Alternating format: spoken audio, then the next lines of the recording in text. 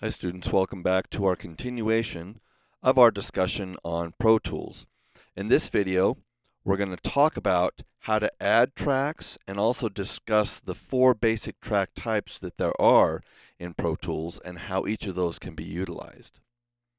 In addition, we'll also talk about some basic navigation, how to start, stop, and play in Pro Tools, as well as how to return to the beginning of your session. So let's get started.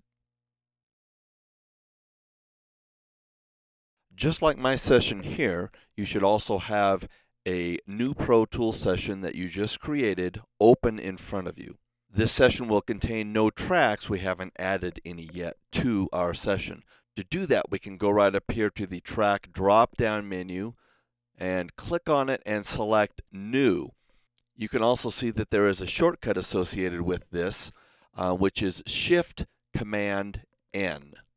So I'm going to use that command right now, Shift-Command-N, which will open our new tracks dialog box. Here there are a variety of options for us to choose from.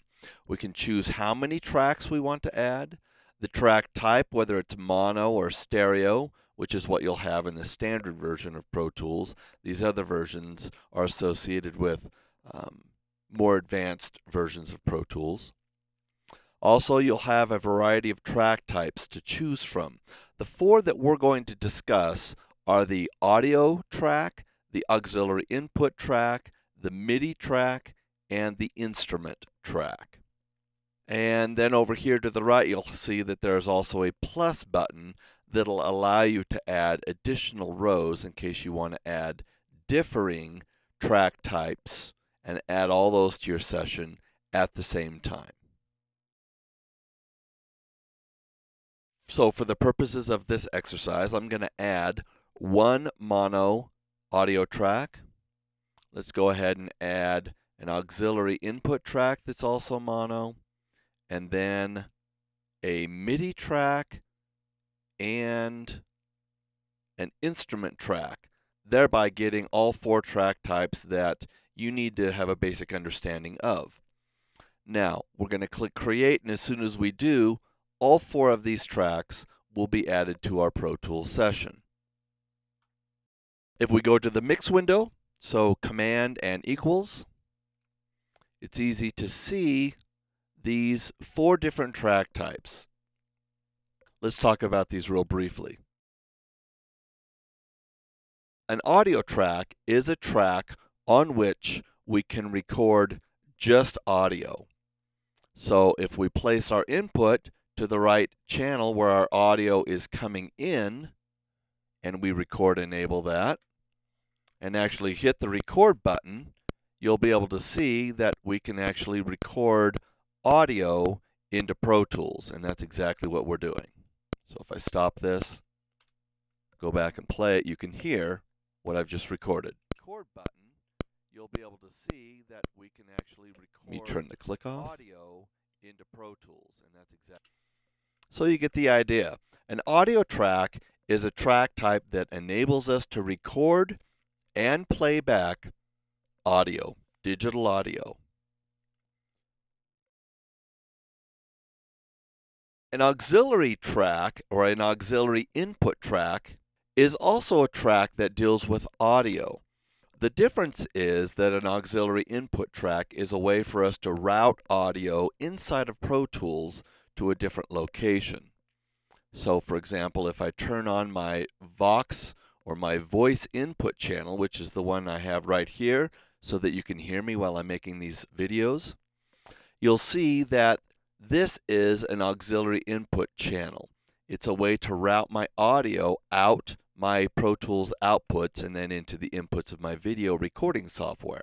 So the main difference between an audio track and an auxiliary input track is that on an audio track, you can record the data. On an auxiliary input track, you can see there is no record button. So an auxiliary input track, its main purpose is to route audio from one location to another. The third track type is a MIDI track. Okay, so a MIDI track, as we learned in our last module that we just covered on MIDI, a MIDI track is going to store MIDI data. Also, you could think of it in terms of a MIDI track storing the instructions that you need to send to your synthesizers to tell them what to do. You can see that it does resemble an audio track. It also has a record button, but that's where the similarities kind of differ. All right? This, you can see, has a volume capability from 0 to 127.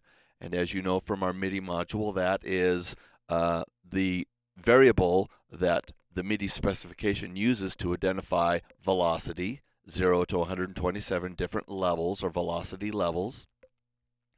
You can see our audio track here is referring to decibel levels here.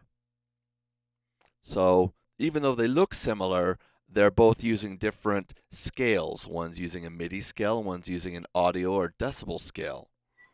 Also the pan knob, 64 to the left, 63 to the right for a total of 127, and the pan knob here is 100 and 100. So totally different track types, even though they look relatively similar. A MIDI track will store the instructions that we send to our virtual instruments or synthesizers, and an audio track will store or record the actual digital audio. The last track type is an instrument track. The instrument track is a combination track that essentially is a combination of a MIDI track like this one and an auxiliary input track like this one. Those two track types together. So an instrument track can record MIDI data, and that's what we're recording when we press this record button here, but it also gives us a place or location on which to place a virtual instrument as an insert. So we can have both our audio data routed from our virtual instrument and also our MIDI data, which is coming from this track as well, and we can route that to our virtual instrument. So those are the four track types: audio, auxiliary input, MIDI, and an instrument track.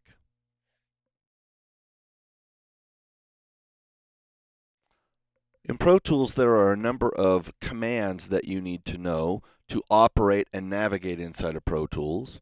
So let's go over some of those right now. The first one, you've already been introduced. How do you get back and forth between the mix and the edit window? That shortcut is Command and the equal sign on your 10 keypad. So now we're in the edit window, and let's give you a few others. The first basic command is how to start Pro Tools playing. We do that by just hitting the space bar. So hitting the space bar starts Pro Tools playing.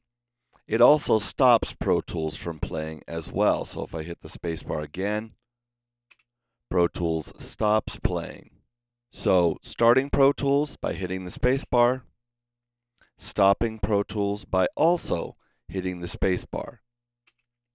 So unlike a tape machine, Pro Tools returns back to its point of origin once you hit the stop or space bar. So if I hit the space bar now, it's going to go back to measure 1. And that's exactly what it does. So the second group of commands will be, how do I tell Pro Tools to start at a specific location? Well, you do that by just clicking with your mouse. So there are a few tools, we're not going to go into them in depth, but there's a few tools that are located up here. This is the trimmer tool, the selector tool, and the grabber tool. For the purposes of Music 1400, our class, we leave all of these grouped on. So by clicking that small space right above these three tools, all of them are enabled. What that does is, depending on where you're at on your track, it will give you different tools. So if I am below the center line of this instrument track right here, here's the center line right about in here. If I'm below that center line, you can see it turns to the hand tool, which is the grabber tool. If I'm above that center line, it turns into the selector tool. And if I had a piece of audio here, like this, then when I go to the end or beginning of that audio, it turns into the trimmer tool. Okay, so if you want to place your cursor to start at a different location, say maybe measure 10, we can come up here and make sure that we have the selector tool enabled by making sure we are above the center line of any track. We can click with our mouse and then hit our space bar.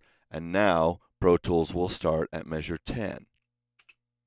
Click here, start at measure 17. Click here, start at measure 3. And hit the space bar to stop. Pro Tools also includes a counter. It's located right here that allows us to keep track of where we're at. So if we click here with the selector tool, you can see it's changed to measure 4. If I click again here at measure 10, the counter shows us where the playback cursor is located. Measure 15, I can hit start and stop by hitting the space bar. It's always going to go back to measure 15 wherever I've placed my playback cursor. Always going to go back to measure 10 in this case. If we want Pro Tools to go back to the very beginning, to the beginning of our session or our song, we can do that by just hitting the return key.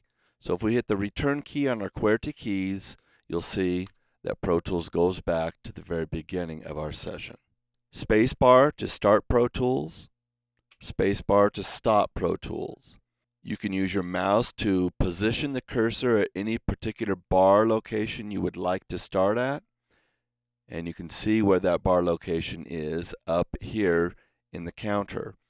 You can also reposition your cursor back to the beginning of your session by hitting the return key on your QWERTY keyboard.